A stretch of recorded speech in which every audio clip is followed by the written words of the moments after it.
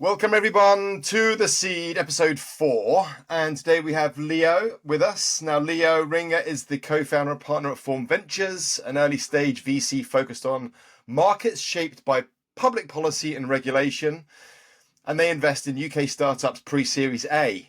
So why policy and regulation? Because this is his jam. Prior to this, he built and led teams at the CBI, advised former secretaries of state for business, and helped investors and startups navigate public policy and regulatory changes.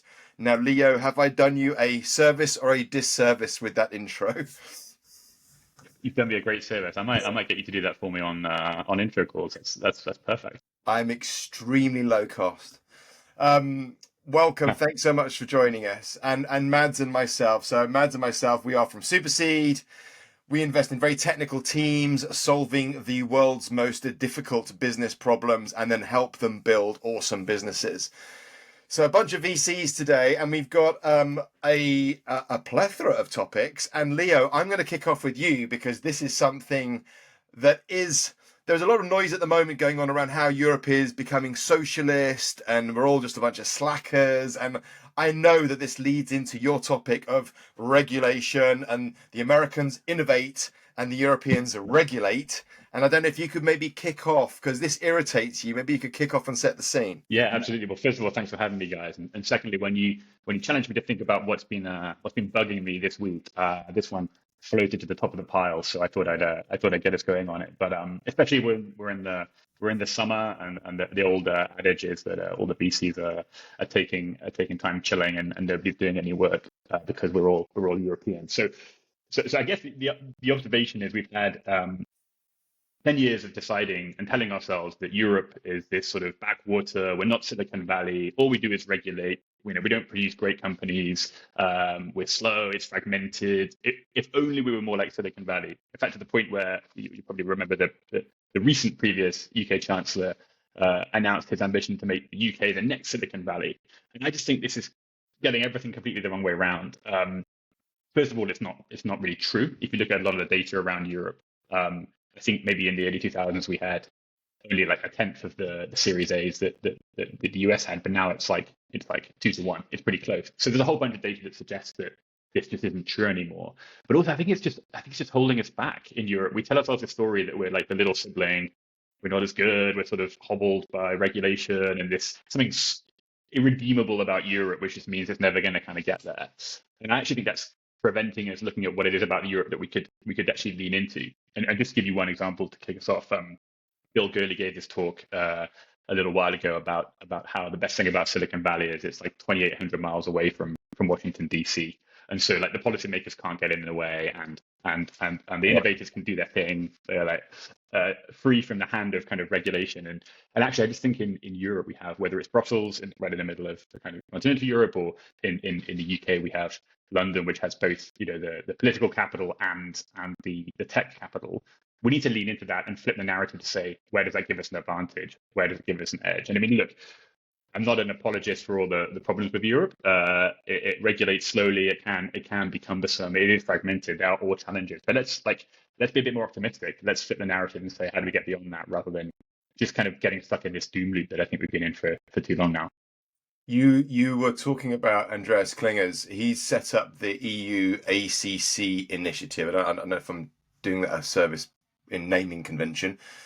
So I was reading about it, and they were basically saying that it's not the US innovates, Europe regulates. There was a lot of this fragmentation talk. So how do we get around German notaries? How do we work with...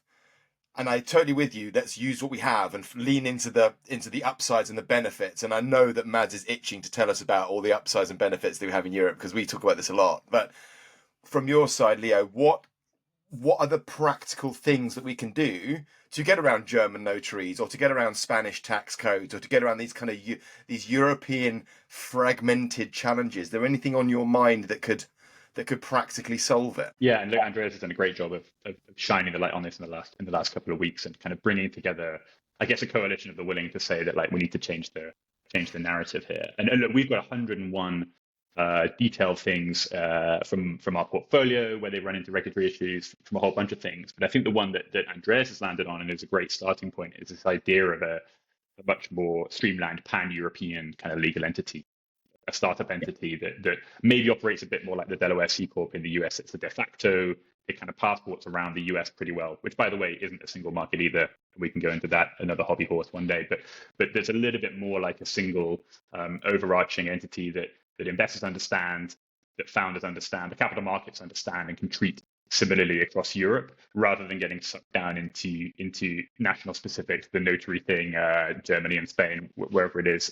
We're a little bit better in the UK. I think the one thing I'd throw in is having, spent the first 10 years of my career in this public policy world is it's incumbent on us as the tech community and investment community to turn up with some ideas. I think the problem that we've had so far is we're very, very good at pointing to all the problems, right? The regulatory problems, where we get stuck, the notary thing. We've all read the endless Twitter threads about how long it takes to get docs notarized in Germany. But the policymakers are actually, they're in the market for ideas, believe it or not. I mean, some of them aren't, but most of them really are. And if we kind of put our heads together, I think we can move the dial on stuff like this, where we can go, well, here are the principles of how you might design that kind of entity.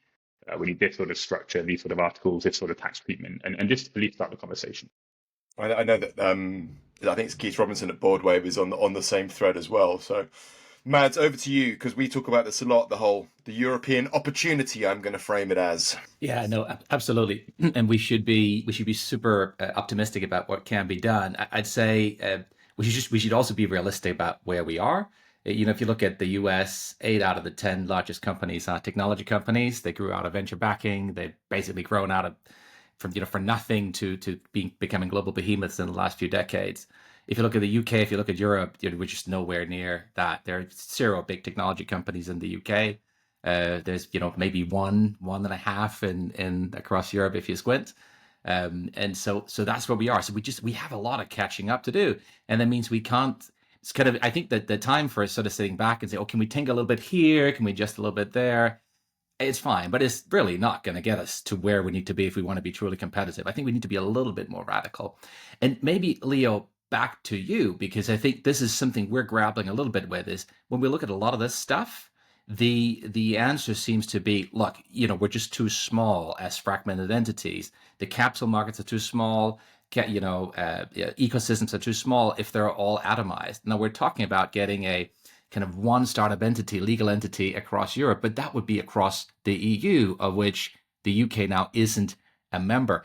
Sitting in London, sitting on the outside of this ecosystem, knowing that, certainly, in the current parliament. So for the next 5 years, there's probably not going to be any talks about the UK re-entering the EU. What can we realistically do that can move the needle on some of these big topics that aren't just sort of tinkering at the edges? Yeah, I mean, from a structural perspective, being outside the EU for the UK, it's really difficult. And this whole agenda of capital markets union, to give it its Brussels name, has been around for a while. So it's certainly not new. But I mean, this may be a bit of a cop out, and you can call me out on it. But I think quite a lot of it is just a mindset shift. I honestly think that. I think it was Torsten Real, Helsing founder, said he said that the EU regulation thing has become the go-to excuse for European founders who aren't performing. Now, look, I'm not going to kind of necessarily say that's my view and advocate that, but I think he makes a fair point, which is as soon as we look at what we have here, we explain away all the difference based on the regulatory environment, and we don't leave ourselves open to the accusation that maybe it's a question of a bit of cultural, there's a bit of ambition, there's a bit of where we're aiming. So I think, a huge part of it is just recognizing that I don't think we're going to recreate Silicon Valley in terms of the structure, even the size of the ecosystem, but it could look quite different. Okay, well, listen, talking about money and regulation, crypto, one of my hot topics, my kryptonite, no pun intended. Mads, you and I both picked up on this topic. So Trump was talking at the Bitcoin conference, and I think it was in Nashville this week, and basically saying, I'm going to be bullish on Bitcoin. I'm going to destroy all of the naysayers. I'm going to remove, what's the chap's name? I've forgotten the... Gary Gensler. So Trump from 3 years ago going, it's a scam. I can't believe it's such a scam too. Come on, tech bros, I'm behind you. Can I have your vote, please? I also know that Vance And is your money. yeah, so embarrassing. I don't know. I don't even know where to start on this topic because I'm so anti-crypto. I think the only saving grace from my perspective is that crypto will either be regulated out of existence, which it feels like it's not. It feels like we've already jumped that shark. So it feels like it's going to be layered and integrated into the financial systems where it will have no intrinsic value. So I think either way, I will get my way, which because I find taking money out of money quite offensive. However, Mads, what was on your mind when you brought up this topic? No, I just think it's a huge shift. I mean, there were genuine and legitimate questions, as I think you've raised around whether crypto had a future. And it's kind of there are two vectors that are happening right now, which is on one hand, Trump, he's swinging firmly behind crypto. There's, and you could sort of you could question whether is that got to do with kind of political donations, or is that because he's had a true sort of conversion of faith. So there's no doubt if he gets elected again in November, then come January, Gensler will be fired, and you will have a completely different regime in the U.S. And that, it's pretty predictable what that will mean for the value of crypto and Bitcoin in particular. And of course, many in that community are very, very excited. Now, on the other hand, it's going to be interesting to see what's going to happen on the other side of the aisle, because the Democrats' campaign was largely doomed 3 weeks ago. And then they did a hot swap, and now Kamala is in the seat. And surprisingly, for somebody who looked like she was not going to be able to make much of a dent in Trump's poll lead, it looks like she's now pulling neck and neck in the crucial swing states, and she's raised a lot of money in a short amount of time. So, if you'd asked me, kind of mid-June, I would have said the re-election of Trump is a foregone conclusion. Now Biden is gone, and actually it looks like Kamala has staged a pretty big comeback. So yeah, very, very exciting campaign coming up. And I think that means if you think about this from a crypto perspective, it'll be really interesting to see what perspective she'll take. Gary Gensler has obviously been trying to regulate crypto and sort of been saying, look, we need sort of quite stringent frameworks. If it's going to be a continuity of that, well, who knows what will come down the line. So kind of a pretty polarizing, I think, view that we're seeing. Yeah, I was upset and disappointed by some of the people in Silicon Valley that I really respect. Flipping like 1 minute talking about AOC and some of these democratic policies, and then going full Trump within like a month. I'm like, hang on, what you Chamath said what a month ago, and now you're having fundraising dinners for Trump. I think I just find that really disingenuous. But looking at the data, it's not that much money. And it's not that big a shift. And there are a whole bunch. I always thought it was a North-South Californian divide almost, and it's not really. But that's probably a debate for another day. Okay, sticking with money, UBI.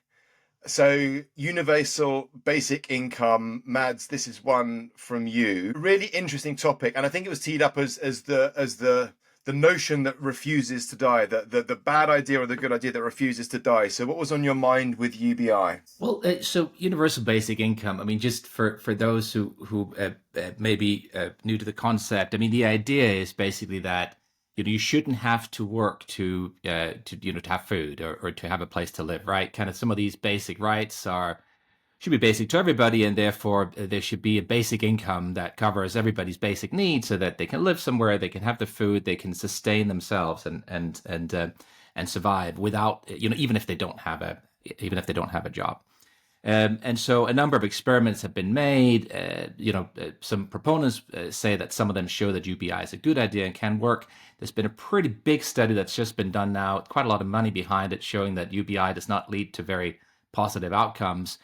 So there's a lot of discussion on either side of this. And I think the bigger question for me is taking a step back is about what artificial intelligence will do to the future of our economy. Now, if we think about the economy is a little bit like somebody running a marketplace or even somebody running a casino, right? If you're the government, if you're the state, you sort of just need the pie to be as big as possible. You need as many people to have as much economic activity as possible, because then you can take tax, and that's what you can use to fund schools, hospitals, roads, police, all the things that the government needs to fund. And the way that's been done historically is through income tax. Income tax is the biggest source of revenue for most governments. But what happens if AI starts to do all the work? Then there's no income to tax because nobody's going to work anymore. There may be other types of gains, but if that's capital gains or other types of gains, it's harder to tax. It might be going offshore. So, how does the government raise taxes in the future? And I think this is the really interesting question. I mean, kind of leaving UBI to one side, assuming that we'll have to pay for something, even if it's not UBI, we'll still have to pay for schools, roads, hospitals, all kind of the basic provision of services that we think are so important for modern society. And if there's no income tax, how do we fund it? And so what we've seen some countries do is create sovereign wealth funds that invest. Some of them have done it very successfully.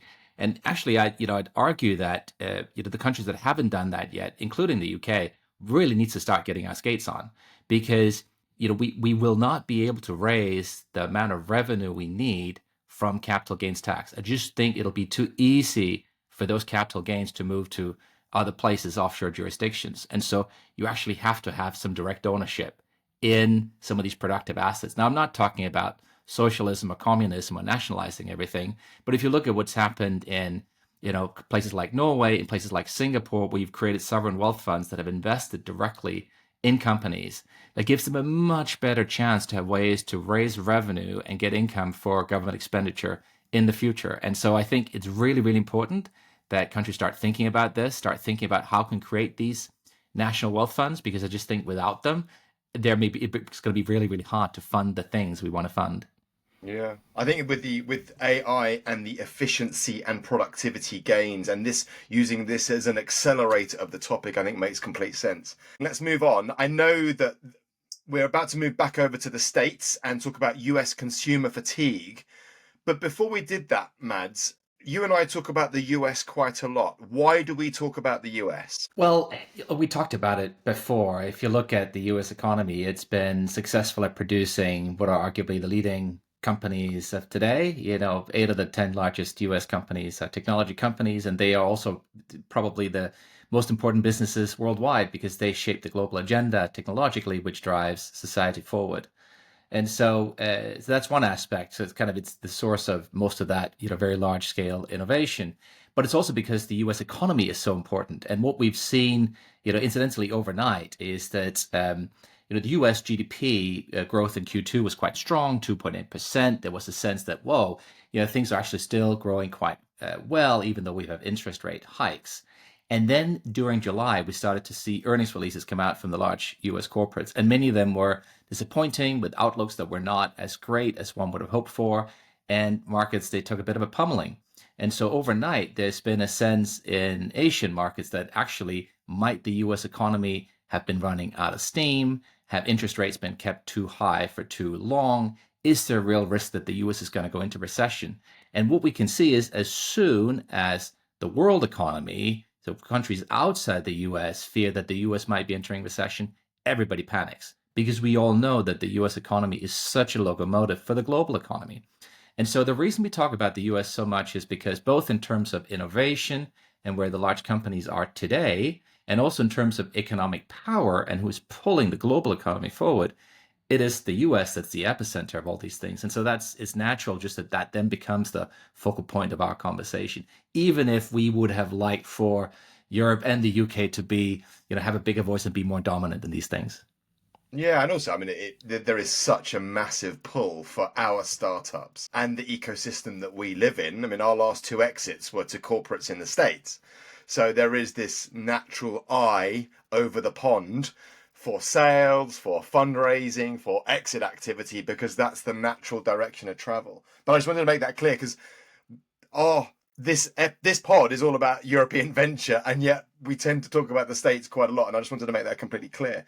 But there's some US consumer fatigue. So how will this affect us and what's happening there? No, I mean, so, as mentioned, Asian stock markets that took a pummeling overnight.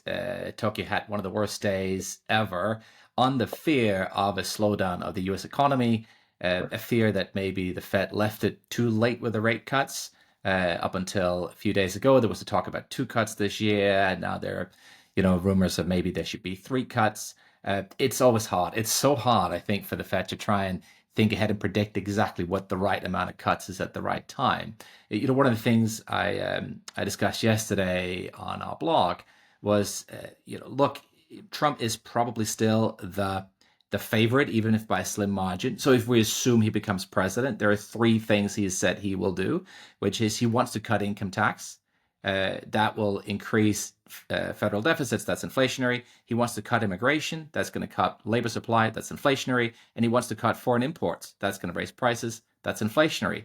Guess what happens if U.S. inflation goes back up again? That means you're going to have to push up U.S. rates, or at least leave them higher for longer. That's going to depress long-term economic activity. And we're straight back in this cycle. What is that going to do to the world? So, I think right now, I think we may have been a little bit too optimistic about the medium-term economic outlook for the U.S., just given that prognosis. But, of course, you can always doom monger, but that's sort of, there's certainly something I think that not everybody has been factoring into their equations. I think the Americans are going to do the right thing. I do not think it's going to. I thought until the Biden debate, that disastrous Biden debate, I was not with you. I said, no, there's an equal footing. That Biden debate was like, oh my goodness, there's no way. And then Kamala coming in, I think I'm back on the Democrats. Come on, Americans, do the right thing. Well, gentlemen, let's call it a day there. Thank you so much. It has been The Seed. It has been Leo Mads and myself, and we'll catch you next time.